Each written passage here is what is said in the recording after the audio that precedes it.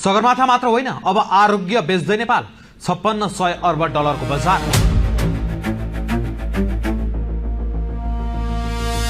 आजको यो भागदौडपूर्ण र आधुनिक युगमा मानिससँग अथाह पैसा त छ, भौतिक सुख सुविधा पनि छ, तर एउटा कुराको सधैँ अभाव छ, त्यो हो शान्ति र स्वास्थ्य। भौतिक सुख प्राप्तिका लागि जस्तोसुकै मूल्य चुकाउन तयार हुने आधुनिक मानिस बिस्तारै शारीरिक र मानसिक रूपमा थकित हुँदैछ। अनि त्यही मानसिक शान्ति, दिगो खुशी र शारीरिक स्वस्थताको खोजीमा विश्वभरका मानिसहरू आरोग्य अर्थात् वेलनेसतर्फ आकर्षित भइरहेका छन्। तर के तपाईँलाई थाहा छ, यही शान्ति र आरोग्यको खोजीले आज विश्वमा 5.6 ट्रिलियन डलर अर्थात् 5600 अर्ब डलरको विशाल अर्थतन्त्र खडा गरिसकेको छ। र अब यही अथाह सम्भावनालाई बुझेर नेपाल सरकारले पर्यटन क्षेत्रमा एउटा ठूलो गेम चेन्जर कदम चालेको छ। नेपालको संस्कृति पर्यटन तथा नागरिक उड्डयन मन्त्रालयले नेपाललाई विश्वकै नम्बर 1 आरोग्य पर्यटन गन्तव्य बनाउने महत्वाकांक्षी लक्ष्य सहित 5 वर्षे कार्ययोजना र 10 वर्षे रणनीति सार्वजनिक गरेको छ। हिमाल र पदयात्राका लागि मात्रै चिनिने नेपालले अब हिल इन नेपाल अर्थात् नेपालमा आएर उपचार गर र शान्ति पाऊ भन्ने नारा अघि सारेको छ। आजको यस भिडियोमा हामी चर्चा गर्नेछौँ विश्वको 5.6 ट्रिलियन डलरको यो आरोग्य अर्थतन्त्रमा नेपाल कहाँ छ, सरकारले ल्याएको यो हिल इन नेपाल रणनीतिले देशका कुन कुन ठाउँलाई कसरी विकास गर्नेछ, के यो योजना साँच्चै कार्यान्वयन होला वा सधैँ चाहिँ कागजमै सीमित रहला। आउनुहोस् नेपालको पर्यटन र अर्थतन्त्रको दिशा बदल्न सक्ने यो मास्टर प्लानलाई गहिरिएर हेरौँ।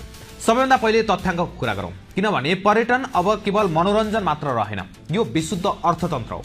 ग्लोबल वेलनेस इन्स्टिट्युटले प्रकाशन गरेको the wellness economy country ranking अनुसार सन् 2014 मा विश्वको आरोग्य अर्थतन्त्र 3.4 ट्रिलियन डलर थियो।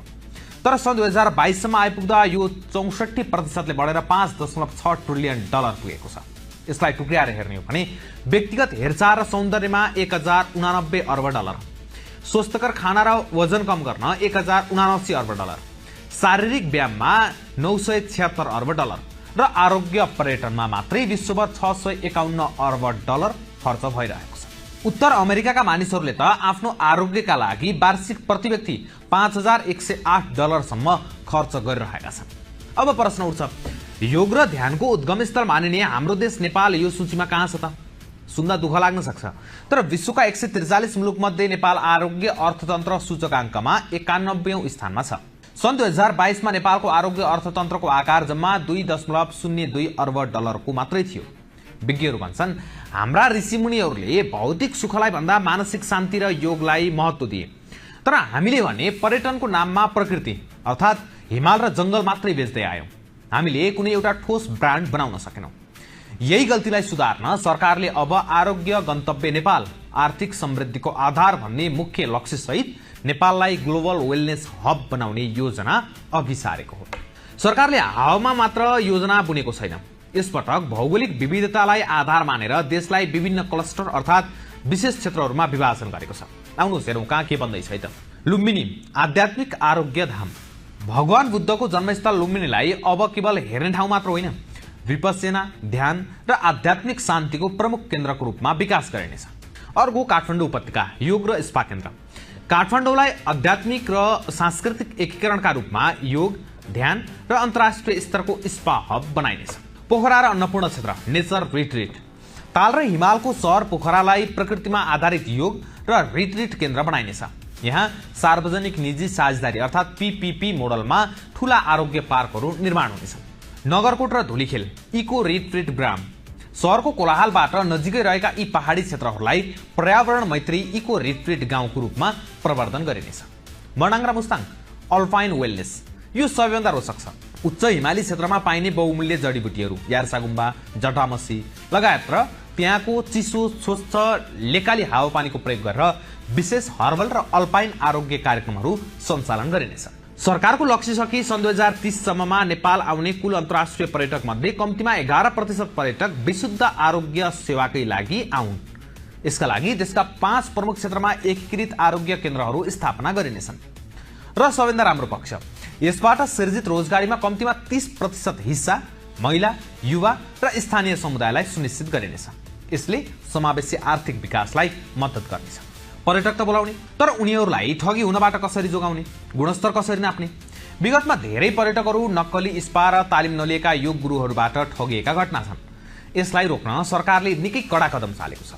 अब योग तथा ध्यान शिक्षक, स्पा थेरापिस्ट र आयुर्वेदिक उपचारहरूका लागि अनिवार्य अनुमति पत्र अर्थात् लाइसेन्स र न्यूनतम योग्यता तोकिनेछ। सेवा प्रदायक होटल वा वेलनेस सेन्टरहरूलाई उनीहरूको सेवाको स्तर हेरेर काँस्य, रजत र स्वर्ण अर्थात् ब्रोन्ज, सिल्भर, गोल्ड गरी 3 तहमा प्रमाणीकरण गरिनेछ।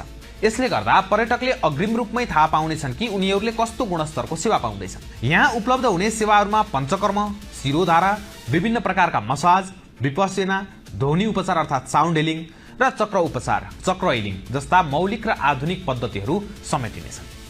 अन्तर्राष्ट्रिय मार्केटिङका लागि हेली इन नेपाल नामक डिजिटल पोर्टल बनाइँदैछ। सरकारले लक्षित बजारलाई 2 भागमा बाँडेको छ। पहिलो प्राथमिकता उच्च क्रय शक्ति भएका देशहरू जस्तो अमेरिका, जर्मनी, बेलायत, अस्ट्रेलिया। दोस्रो प्राथमिकता छिमेकी देशहरू चीन, भारत र दक्षिण पूर्वी एसियाली राष्ट्रहरू। प्रचार प्रसारका लागि सरकारले परम्परागत विज्ञापन मात्र नभई अन्तर्राष्ट्रिय ट्राभल पोर्टल, डिजिटल इन्फ्लुएन्सरहरू र युजर जेनेरेटेड कन्टेन्ट UGC को भरपूर प्रयोग गर्ने रणनीति बनाएको छ। योजना सुन्दा जति सुन्दर छ यसको कार्यान्वयन त्यति नै चुनौतीपूर्ण पनि छ। कागजमा मास्टर प्लान बन्दैमा रातारात डलरको वर्षा हुँदैन। स्वयं पर्यटन मन्त्रालयले पनि यो रणनीतिमा केही मुख्य जोखिमहरू पहिचान गरेको छ। पहिलो, पूर्वाधारको अभाव। वेलनेस पर्यटकहरू उच्च गुणस्तरको सेवा र शान्ति खोज्दै आउँछन्, तर हाम्रा सडकहरूको दुर्दशा, विमानस्थलको अव्यवस्था र प्रदूषणले उनीहरूलाई हिल गर्नुको सट्टा झन बिरामी बनाउन सक्छ। दोस्रो र सबैभन्दा भयानक चुनौती हो दक्ष जनशक्तिको विदेश पलायन अर्थात् ब्रेन ड्रेन। आज नेपालका उत्कृष्ट स्पा थेरापिस्ट, आयुर्वेदिक डाक्टर र योग गुरुहरू खाडी मुलुक, युरोप वा अमेरिकामा काम गरिरहेका छन्। उनीहरूलाई नेपालमै रोक्न वा फर्काउन सरकारले त्रिपथ तालिम प्रणाली त ल्याउने भनेको छ, तर जबसम्म स्वदेशमा आकर्षक तलब र सम्मान मिल्दैन जनशक्ति रोक्न असम्भव प्राय छ। यसैगरी लगानीको वातावरण सहज बनाउन एकद्वार संयन्त्र र नेपाल आरोग्य पर्यटन विकास कोष स्थापना गर्ने भनिएको छ।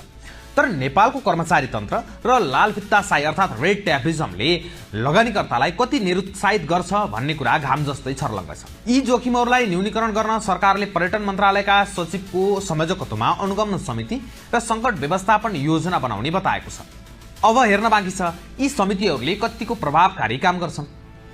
निष्कर्षमा भन्नुपर्दा मानिसलाई आज भौतिक सुविधा मात्र होइन, शारीरिक स्वास्थ्य र मानसिक शान्ति पनि चाहिएको छ। यी तीनवटै कुराको सम्मिश्रण नै आरोग्य हो। नेपालसँग हिमाल छ, जडीबुटी छ र बुद्ध तथा शिवको तपोभूमि हुनुको आध्यात्मिक ऊर्जा पनि छ। हामीलाई आरोग्य खोज्न कतै बाहिर जानु पर्दैन, यो हाम्रै माटोमा छ। मात्र हामीले यसलाई विश्वस्तरको ब्रान्ड बनाउन र पर्यटकलाई सही ढङ्गले पस्कन बाँकी छ। यदि यो राष्ट्रिय आरोग्य पर्यटन रणनीति सही रूपमा कार्यान्वयन भयो भने नेपाल साँच्चै नै विश्वव्यापी आरोग्य पर्यटनको हब बन्नेछ। यसले नेपाललाई समृद्ध त बनाउने छ नै, साथै अशान्त विश्वलाई शान्ति र स्वास्थ्य बाँड्ने एउटा पुण्यको काम पनि गर्नेछ। दर्शकवृन्द, तपाईलाई के लाग्छ कि नेपाल सरकारको यो हिल इन नेपाल रणनीति सफल होला कि हामीले आफ्ना दक्ष जनशक्तिलाई देशमै रोकेर विदेशीलाई यहाँ उपचार गर्न ल्याउन सफल होला?